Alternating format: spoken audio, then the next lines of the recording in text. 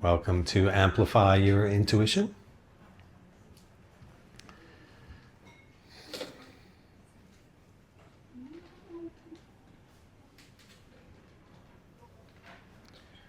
In fact, that's what we're already doing by being still.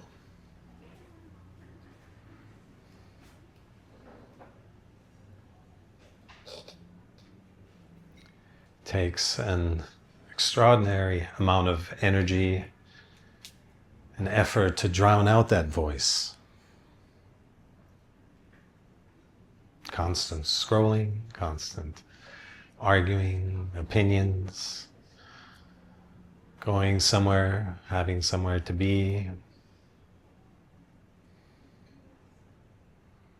It really only takes the smallest breaks to let the light of our awareness shine through.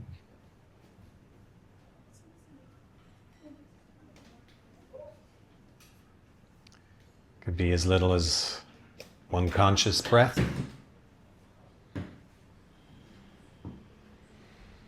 As little as noticing the sounds we make or others make. Pausing 3 seconds before we respond.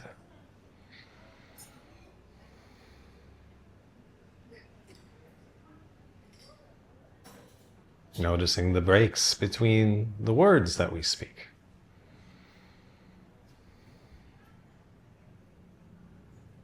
There are really so many opportunities throughout the day.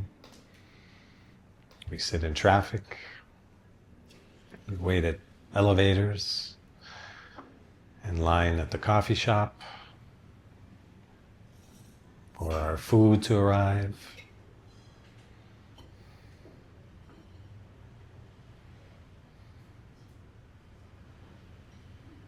In fact, in many of those opportunities for stillness,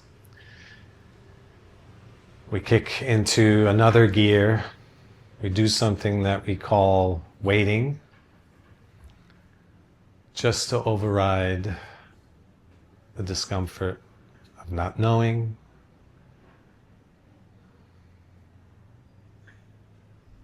of having to face ourselves, our own thoughts. Because all of that comes bubbling up when we're in stillness.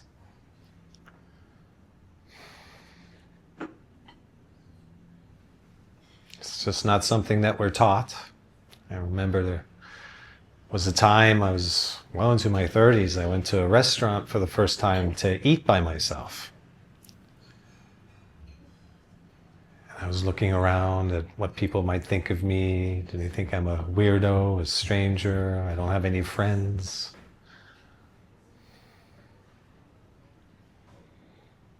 I had done enough inner work at the time, yet I was still surprised at how ingrained this behavior to deny the stillness from which all of that flows, all of that intuition, all of that insight, all of the creativity, the co-creative process.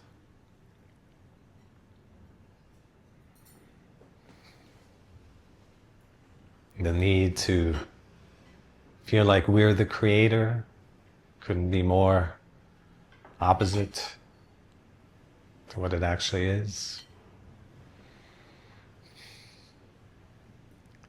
To be in receiving mode is to be still. It's to be open. It's to be listening.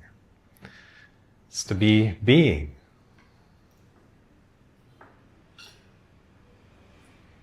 And it takes a lot of doing to constantly drown that out.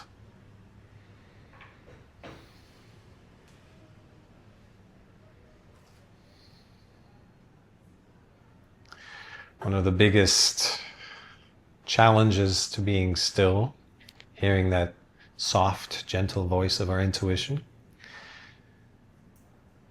is our own reactivity. Constantly reacting to things, judging things, labeling things, trying to control things, understand things, know things. When all of that ultimately is an illusion. You can't really know anything. Perhaps misplacing your car keys this morning prevented you from crossing a busy intersection in the afternoon, or will influence where you are 10 years from now. We can't know what anything means, nor would we really want to. A lot of the blind patterns, I call them thought balloons, they pop quite easily, even when you just apply reason. Not necessarily some deeper spiritual perspective, but just a little logic. And they suddenly no longer hold up.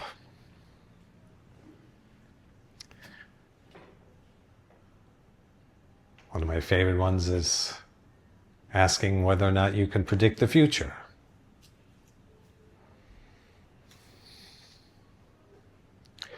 And yet we continue to live as if we can.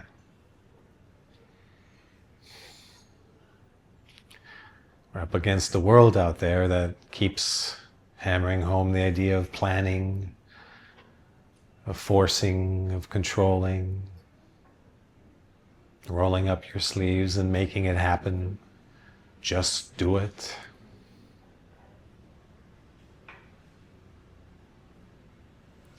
And so when we see something that doesn't match our plan, we react, we resist, we judge, we get upset.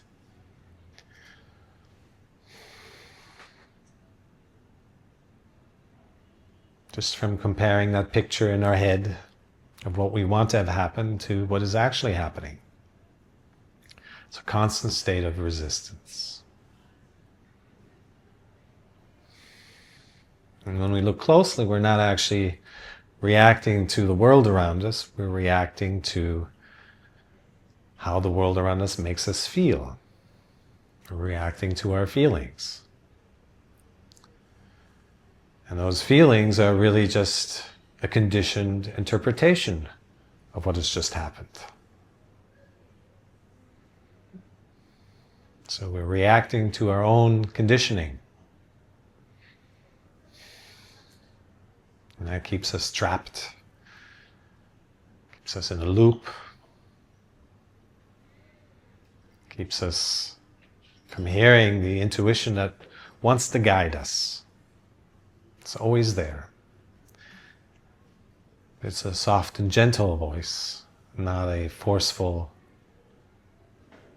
imminent, urgent voice.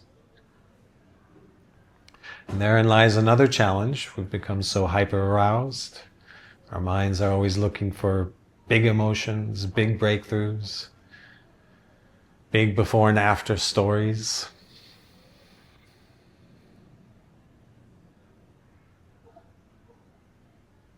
That's not how life works.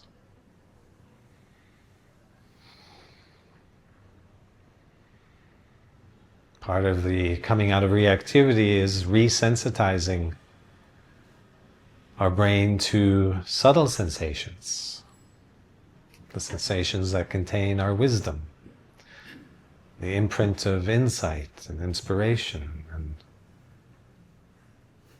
a deeper meaning of what's actually happened. Big reactions keep us at the surface,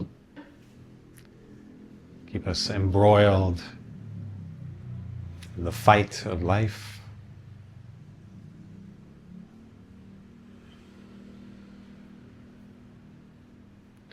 The key is always to come back to sensations. Awareness is essentially sensation awareness.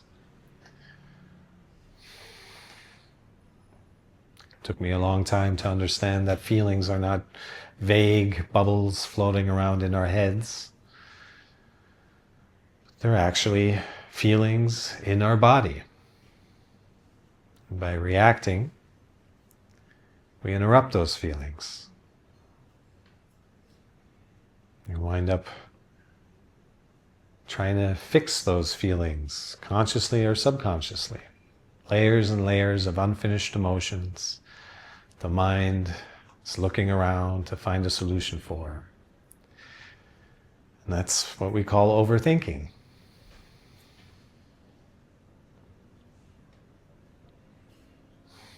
You can always act from two places only. One from the self, the little human as I sometimes call it. The need to control and justify and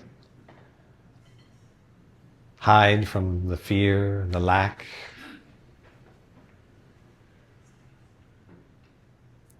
Or we can learn to live from higher self, from inspiration, from gratitude, from allowing things to reveal themselves that are beyond even what we can imagine.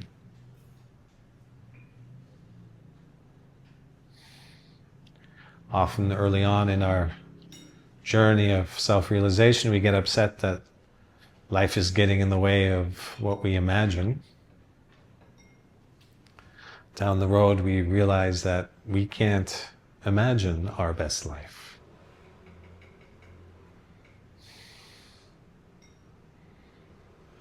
But the greatest things are usually the ones that happen unexpectedly.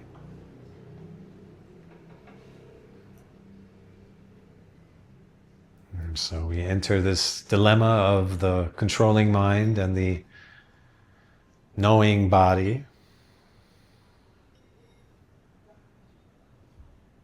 Now, unless we make an effort, the controlling mind prevails. That's the one that's supported and amplified by the world around us. A world that is constantly looking to elicit a reaction from us. True or false, right or wrong, believe them, don't believe us. Constant noise. And so we might find ourselves at odds with our family, with our friends. We can't really tell them what we're going to Bali to work on ourselves. Can't go to spiritual retreats. That seems selfish.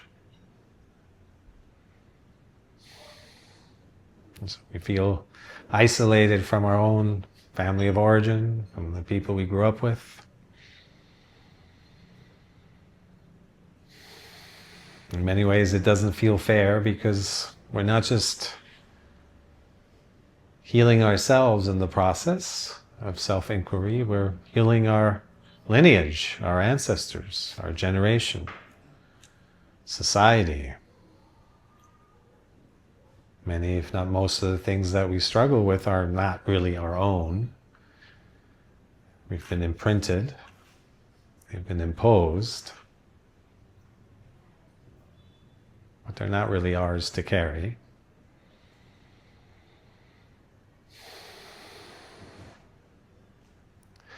But when the wisdom arises, the awareness makes itself known, we feel called to go deeper. We feel called to get off the beaten path. And it is ours to tackle, ours to investigate, examine, reflect on. And ultimately, it's that light of reflection, of awareness that heals us. It's kind of a magical thing. The mind thinks we have to do, we have to seek, we have to make happen. It applies itself in the same way to spiritual seeking as it does to the career ladder. But it misses the inverse nature of life. That resistance leads to persistence. When you want something to be gone, it stays. When you try to quiet a busy mind by wanting it to be quiet, it stays busy. It stays noisy.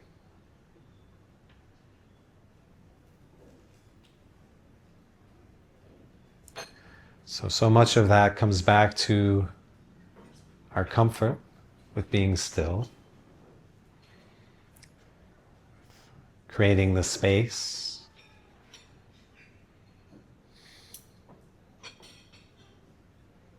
because it's all there and it's all automatic, really. It's really about getting out of our own ways. It's often why we hear the journey of self-realization being an unlearning. There's no need to add to ourselves.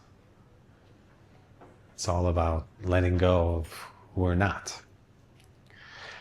And that can be quite shocking when we realize that that's most of who we thought we were. That the letting go is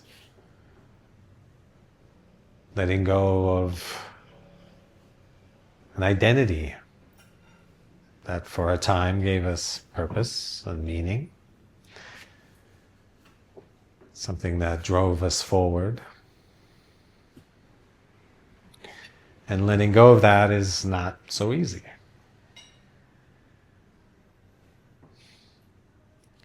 Eventually it amounts to a death to oneself. Sometimes referred to as the dark night of the soul.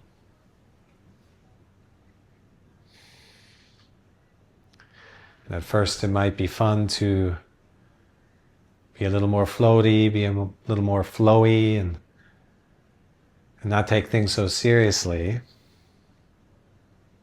To not have to resist and judge every moment that comes along, wanting it to be different. There's relief in that. Then there comes the point when all of that letting go of meaning, assigned meaning, results in plummeting into meaninglessness. And having to rebuild ourselves from the ground up.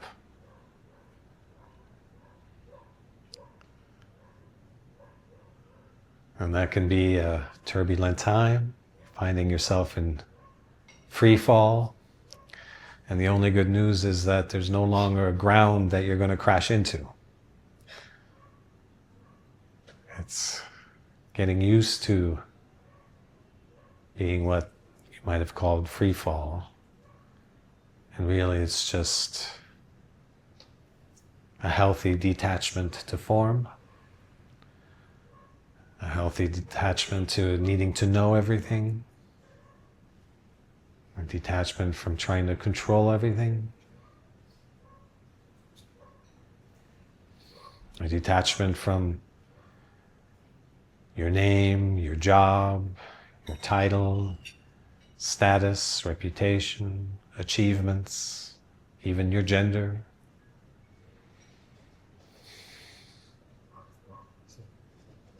Dissolving the self is really dissolving your entire form.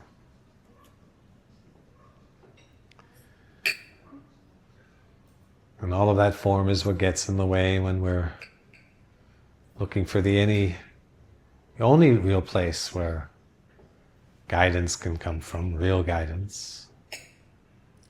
Mind doesn't know us, it's just a tool we use. And most of the noise that it generates is because we task it with knowing us. And it does the best it can, tries to compare and analyze, negotiate its way through life.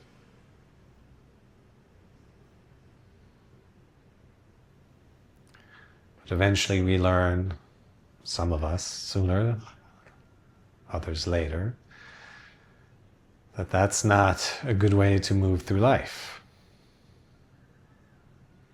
That in fact it's a recipe for disappointment, upheaval, upset. Sense that life is betraying us, that it's being mean, that we're not good enough, that we failed, that we need to try harder. It's a hard life living from the head. spirals downward very quickly. But it can also spiral upward just as quickly. When we start to initiate practices of affirmations and moments of stillness, seeing things that come to us as gifts, as invitations to go deeper.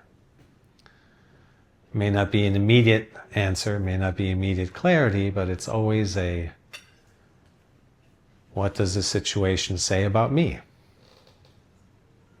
Type of gift.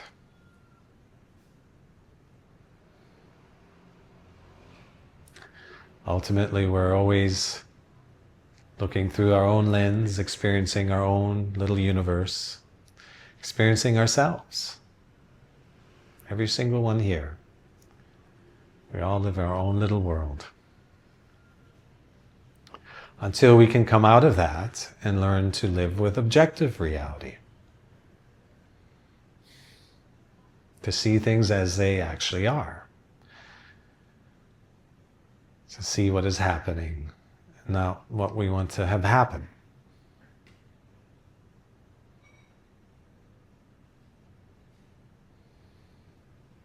And so often our awareness of these things is ahead of our nervous system, which gives rise to frustration, which gives rise to, why am I not there yet? I get it, I see it. I've recognized the pattern, but it's still there. Wanting it to be gone comes the next challenge of acceptance. Accepting yourself as you are. It's the same challenge, same lesson as it was before, as it is after.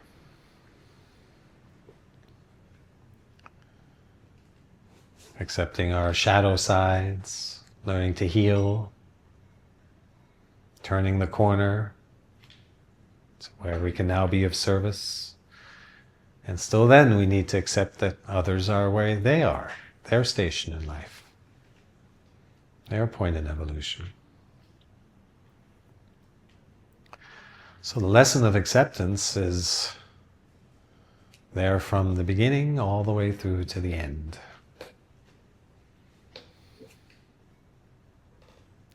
And it's the non-acceptance that creates so much noise, that cuts us off from our intuition, our inner guidance, our higher self. Once you start unraveling how the mind really works, and that it's really not equipped to guide us, we might find that it's a miracle that we've gotten this far. That we've been able to do anything, get anything done by navigating the life from the head.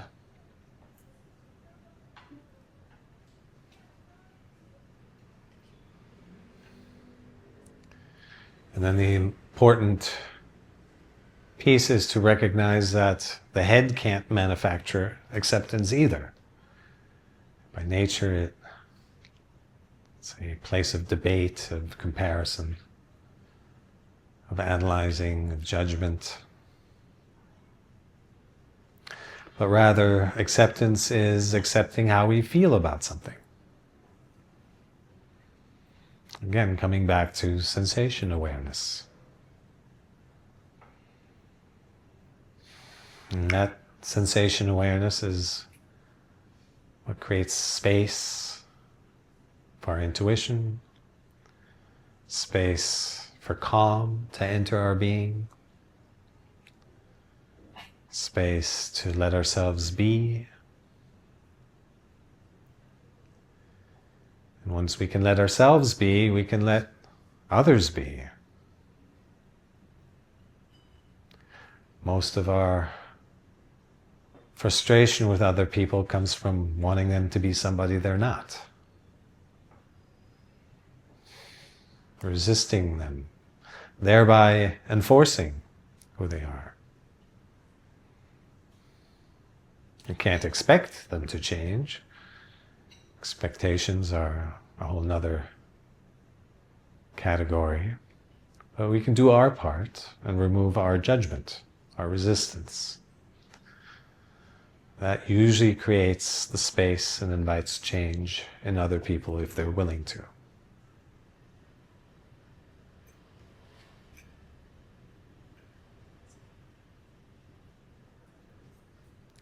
And so our whole journey is about ourselves. We're born alone.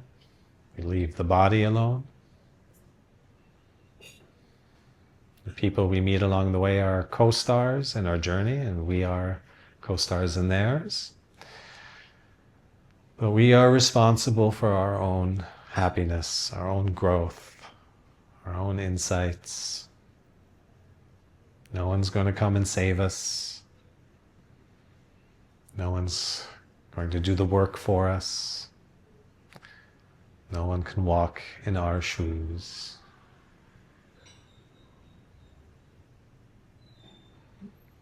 That is not to say that whatever's happened thus far is your fault. It's not meant to blame,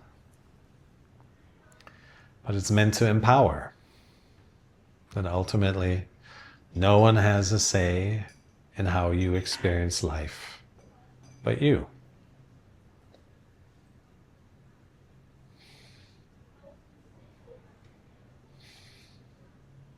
In fact, that all those voices that have been telling us from an early age, we should be this, we should do that, we should pursue this, we should become that. Those are the voices that we need to let go of. And along the way, we've internalized, and to the degree that we think that's us. So it really does take looking under every stone, every rock of our inner self, looking into all the cracks, crevices, all the dark places. Make sure what's really us, and what isn't.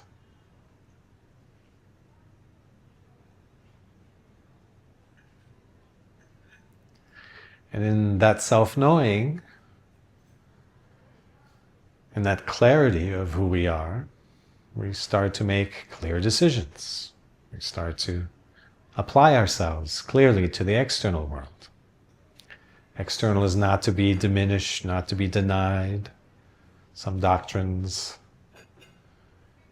teach a turning away from the material world. That doesn't feel right either.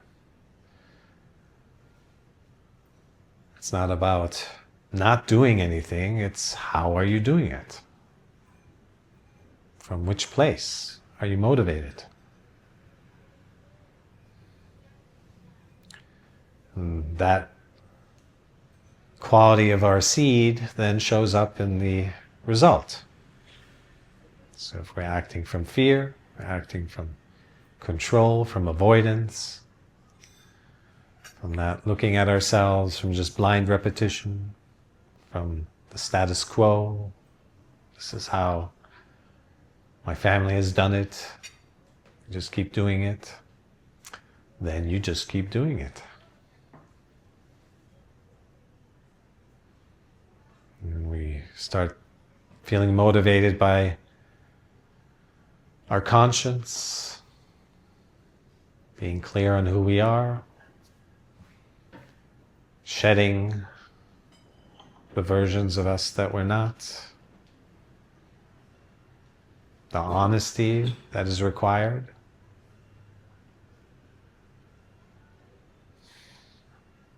All of that leads to a very different trajectory in life.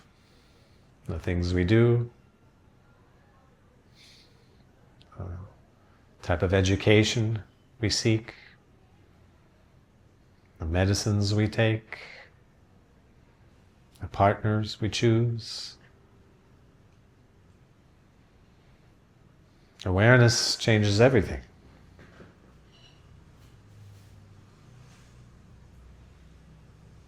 And So that again becomes another challenge, is to carve out a life that is true to you.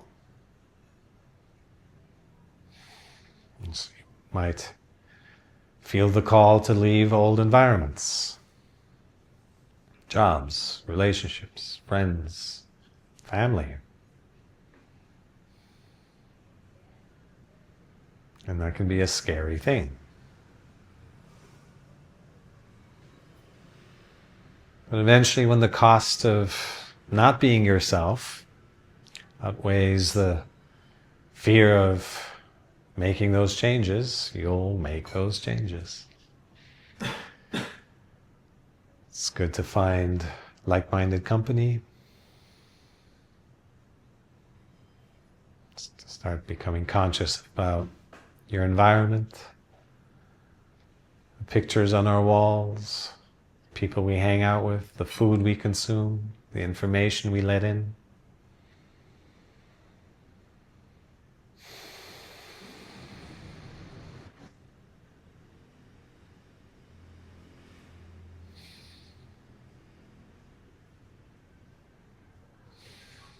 Becoming aware of which thoughts we want to give our attention to, which ones we want to let go. Recognizing that we are not our thoughts, we are not our feelings. We're the awareness of those thoughts and feelings. So creating what is often called that gap between what is happening and our perception of it, our experience of it.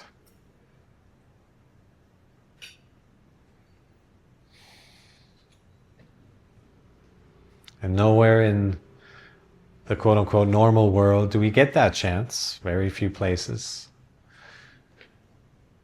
At least I haven't heard of any company that will grant you enlightenment leave. Maybe because they're afraid that you might discover things and never come back.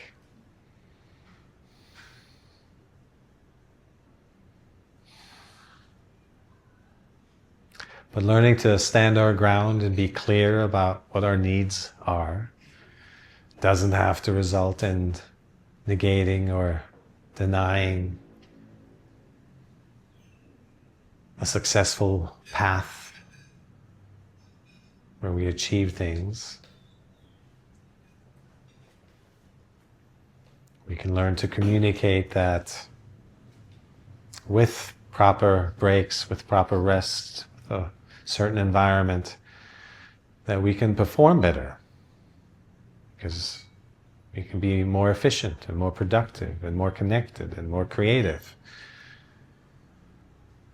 Sometimes I get looks for saying that mindfulness, meditation, spirituality, ultimately, it's about living a more productive life.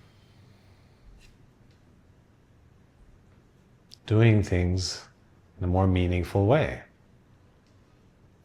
We're really meant to do. That's not the question. It's just, where are we doing from?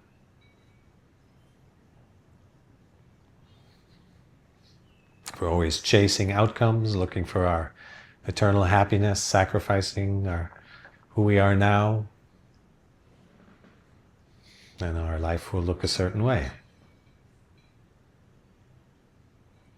Again, that's a paradox to the mind, but that's how an energetic universe works. If we're always seeking, we'll never get there. But we'll get there once we're wanting to be here.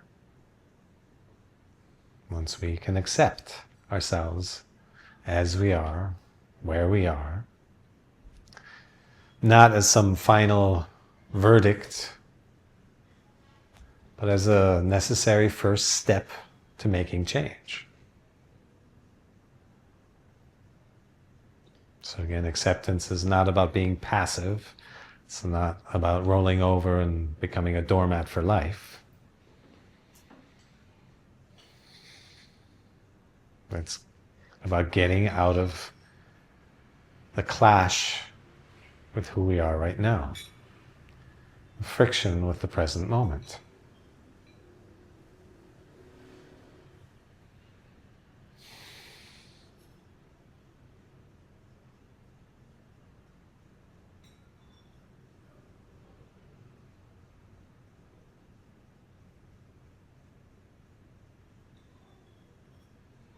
If we stay in that friction,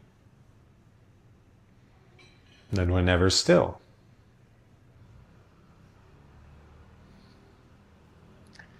And it's that stillness that creates the necessary contrast, the necessary foundation to the doing. Without it, we just keep doing. Without any measurable objective as to whether we should be doing, or why we're doing, or how much we should be doing. But our relationship with stillness provides that contrast, that perspective. Do I really need to speak right now? Do I really need to act right now? Is what I'm about to do worth breaking that stillness?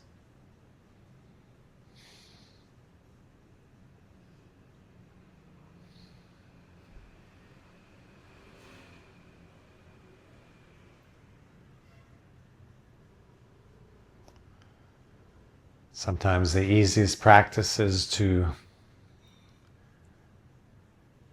notice the friction, notice the resistance in the form of our sensations, not to see it as something that needs to be avoided or pushed away or made wrong,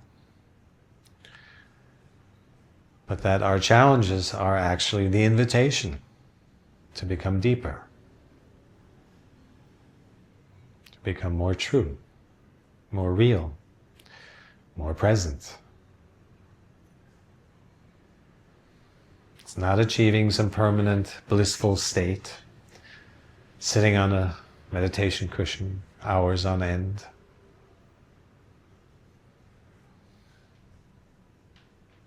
Certainly not consistently rearranging the pieces in our environment so that they don't annoy us.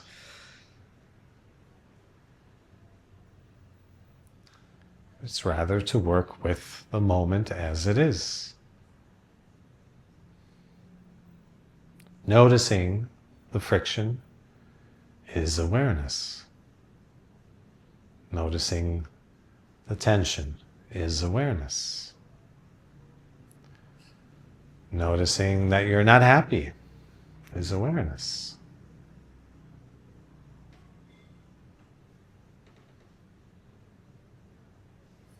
Noticing that you're wanting the moment to be different is awareness. And so suddenly we find ourselves living from awareness. It didn't require some magical formula, some magic silver bullet, some pristine special environment. It just required right now. And with that awareness of right now, exactly as it is, with that growing awareness of that all that is not me, you start to discover what really is.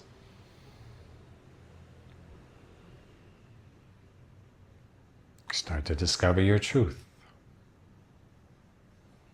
It's a truth that doesn't clash with the truth of others. It's not the truth that needs constant validation, constant comparison. It's not the truth that is always looking around to see what others are doing, making sure you're still on the right path. It's the unshakable felt truth of inner knowing, of inner resonance.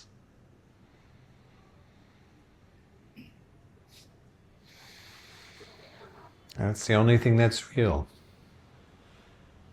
Resonance doesn't happen in the past, doesn't happen in the future. It's always just happening right now. And it's built right into us, guides us, lets us know when we're off track, lets us know when we're on track. So the entire time we were looking for solutions around us, when this GPS is built right into us. So simple.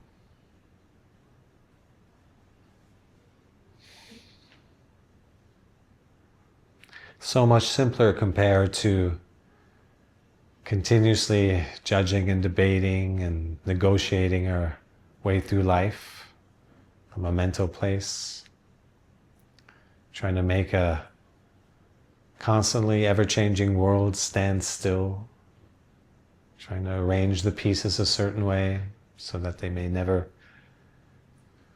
be different again. It's a much harder way to live. And even if you arrange the pieces a certain way for a certain period, it doesn't last forever.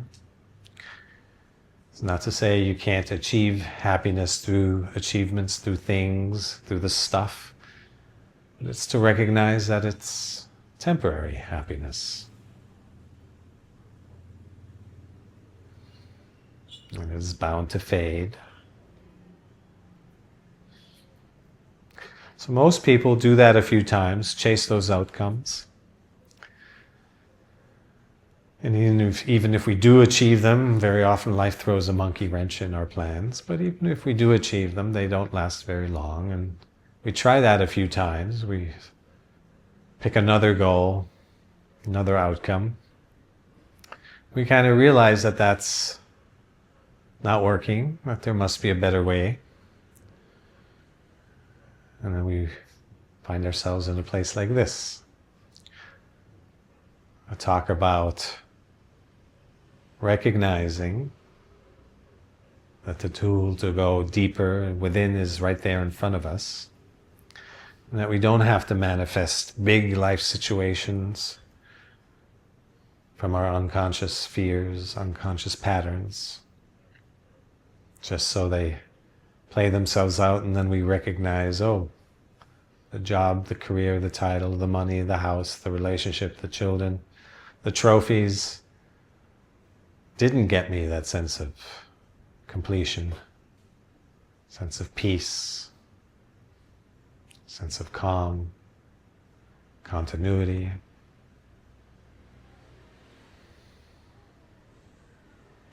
So everyone eventually learns these lessons. It's just some of us, maybe the older souls, get there a little more quickly.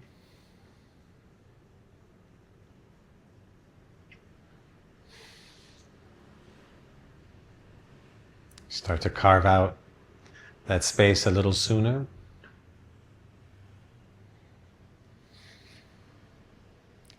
Start to detach from the things that are holding us back a little more quickly, more easily.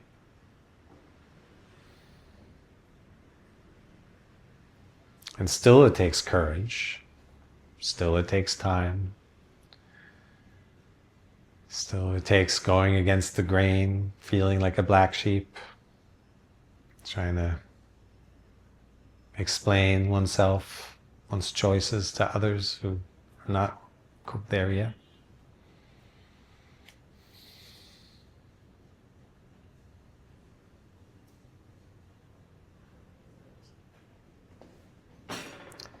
But ultimately, it's to recognize that life isn't hard. It's not being mean. It's not creating obstacles for no reason. It wants us to come out of our smallness. It wants us to let go of limiting beliefs. It wants us to learn to love ourselves, to be at peace with ourselves. to be at peace with each other. Because how we treat ourselves is how we apply and extend ourselves into the world around us. That's what's really going on. It's a journey back to self-love, back to co-creation, learning to show up and respond to what's there, to come out of the pressure of always needing to perform, wear the masks, say the right things, do the right things. We have no one to report to but ourselves.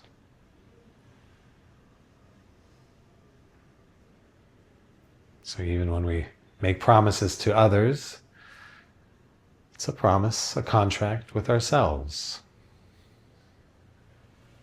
If we break that contract, it doesn't make us feel good. It doesn't set a healthy precedent, a baseline from which we can act.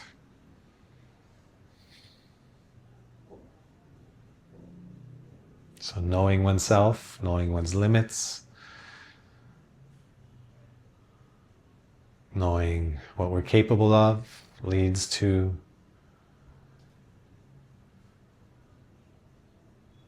making promises that are authentic, that we can uphold, around which we can build trust in ourselves and from and through others.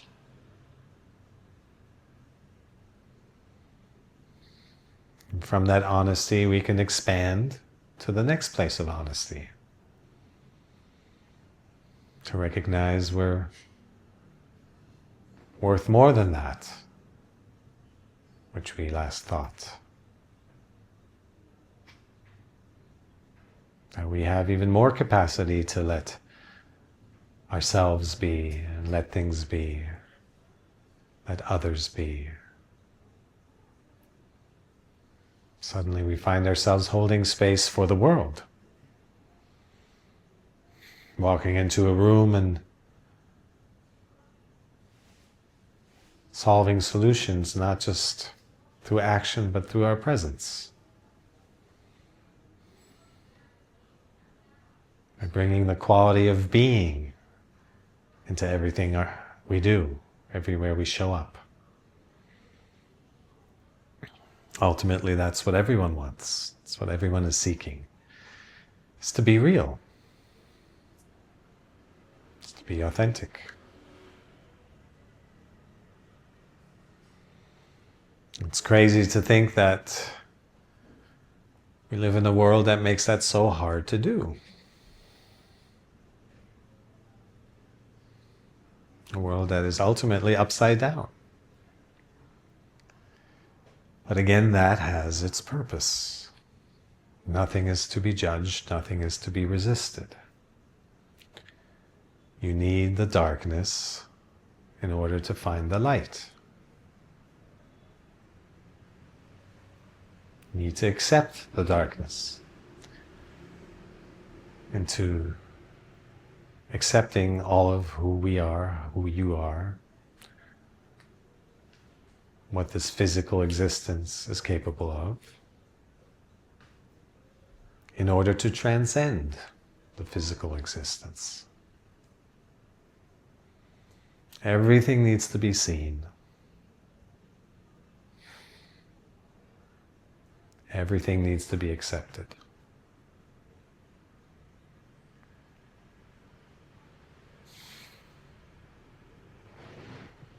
Ultimately, being seen and feeling accepted is what heals the world.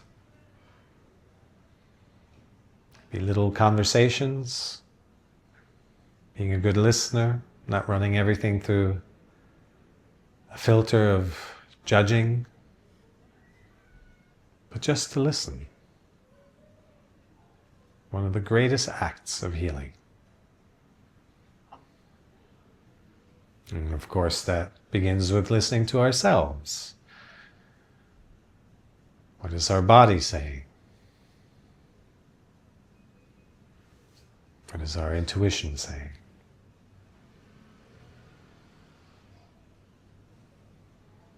So it's all there, the whole formula, the whole design of life, where everything has its purpose. Everything plays off each other in a way that always leads us back to a higher state of awareness.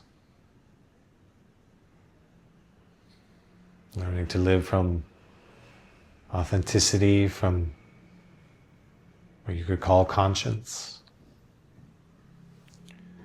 When you have people in leadership positions that report to their conscience, it becomes a different world.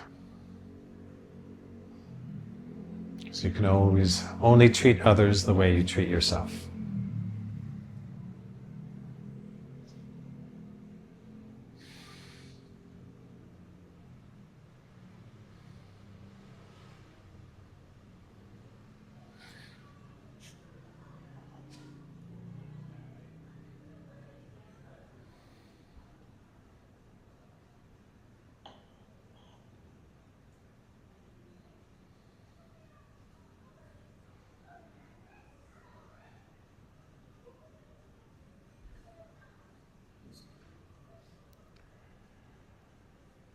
Learning to live from flow, from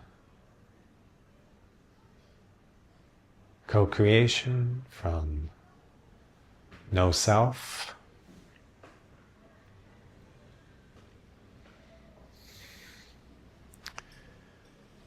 You can kind of feel the angels rejoice, consciousness perk up when a human comes online, becomes free enough to actually be a vessel.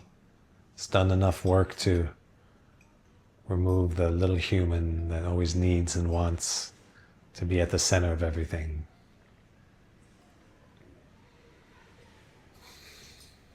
Then amazing things can come through us. Things that are far beyond our imagination. Even our imagination is limited to what we can imagine.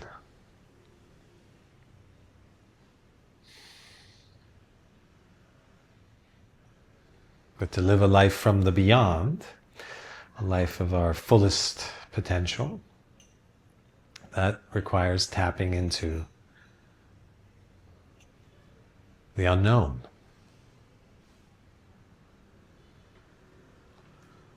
The place of the unfolding, of the happening.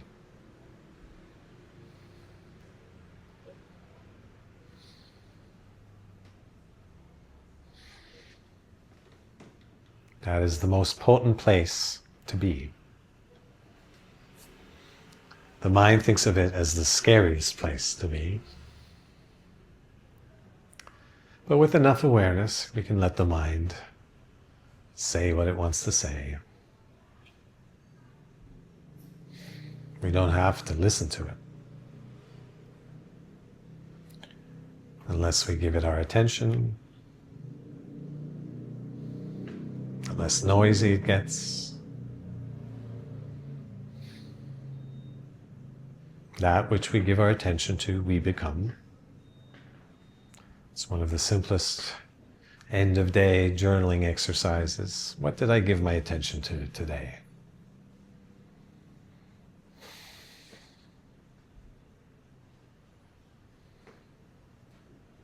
That which we gave our attention to becomes the sum total of our energy field. That's what we add to ourselves.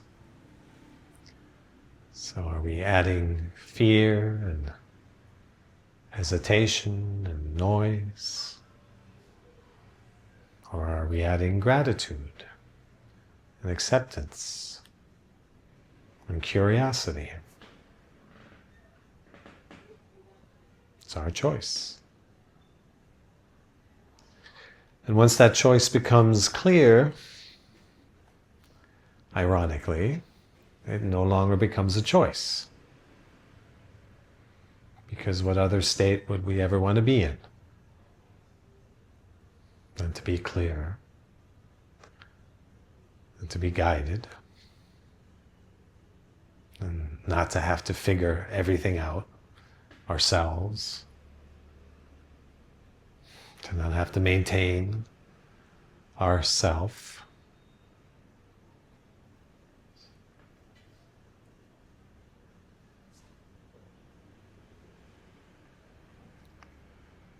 Really, life is meant to be easy, joyful, adventurous.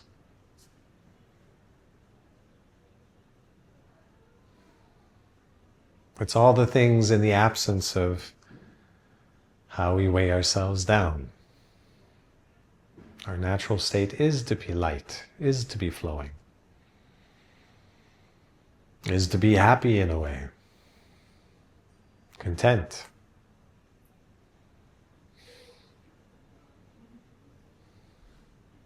It's the feeling like we need to be better, feeling like we need to figure ourselves out. That's what weighs us down.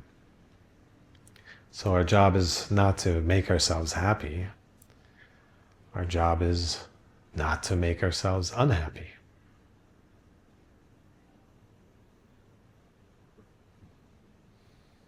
It's all about letting go. Taking it easy, not in a superficial, reckless kind of way, of course, but in a let's collaborate with this moment kind of way. What is actually here? What am I actually feeling? What is wanting to express itself? What is wanting to come into form? That's the state of co-creation, of participating in life, of facilitating the formless taking shape through us in our own unique way.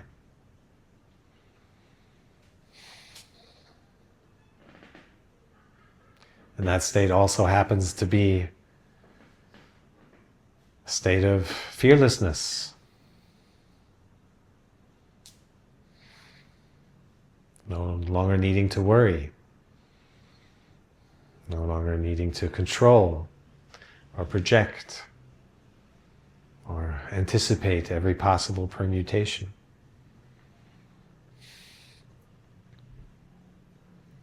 So all that inner work really is worth it to come out of all that noise.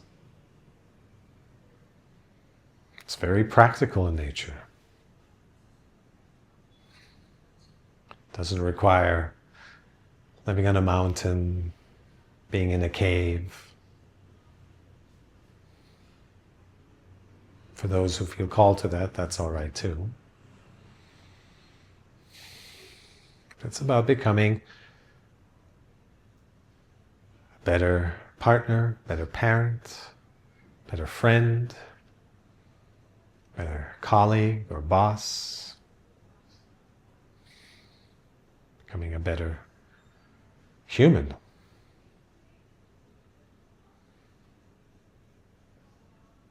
Not from a place of good and bad, not from a place of judgment, from a place of recognizing who we're meant to be and wanting everyone to know who they're meant to be.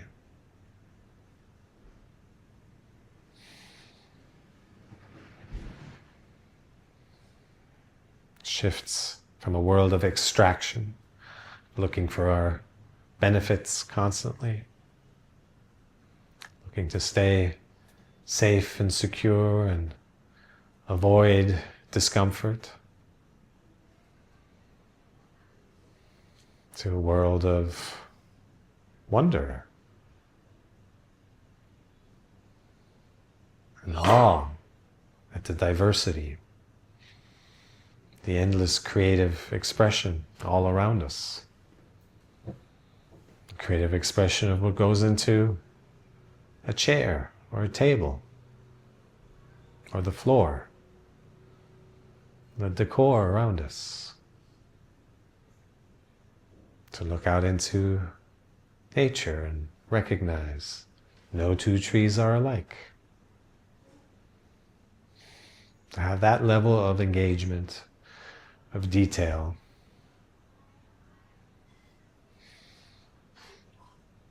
of connectedness.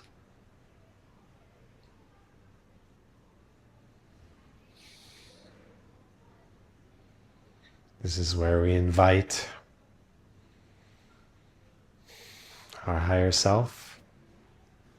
And it's quite remarkable how easy it is to access that place. No matter what situation you might find yourself in, no challenges, dilemmas, if you just refer to your higher self, you'll find it's there. It's always there. You'll know what the right thing to do is. You'll know what the right course of action is. You'll know when to speak and when not to speak, to act and not to act. It's quite remarkable. Our higher self is always there.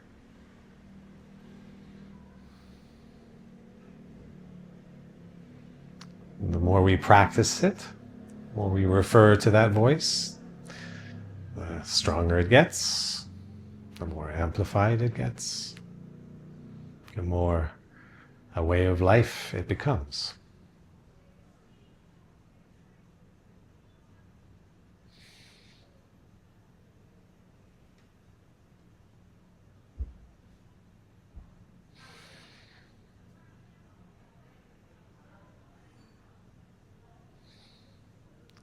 It always comes back to how we feel. You might be challenged to understand the difference between being in the flow and starting to control. Well, how does it feel?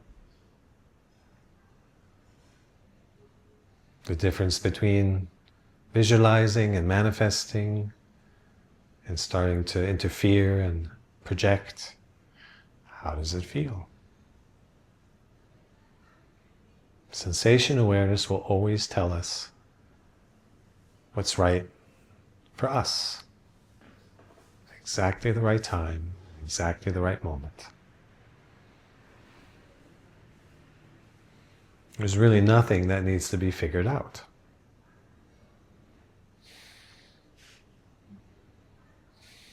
There's no stories that need to be told.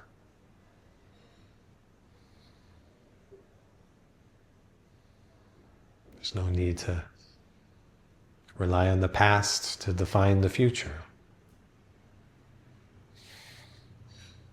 It's just to notice, how do you feel right now? Sometimes that might be crappy,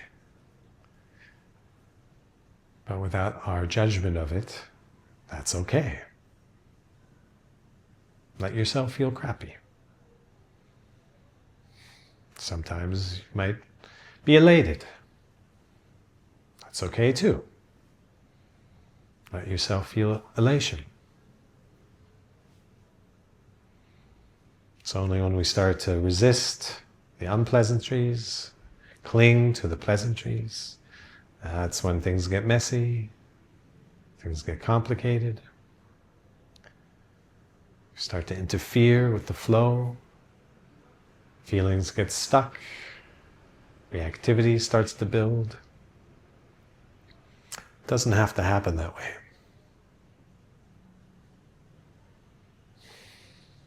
Our best partner, our best antidote, if you will, is our self-awareness. And that's not a switch that just flips overnight. It does take work, it does take practice. It's a gradual shifting out of the endless seeking, out of the endless avoiding, and catching oneself drifting a little sooner. Instead of days, might be hours. Hours turn into minutes, minutes into seconds.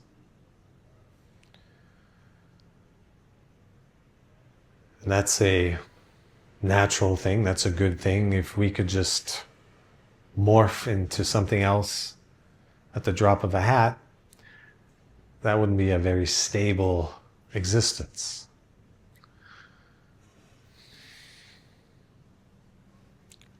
True change is gradual. It's our nervous system rewiring itself.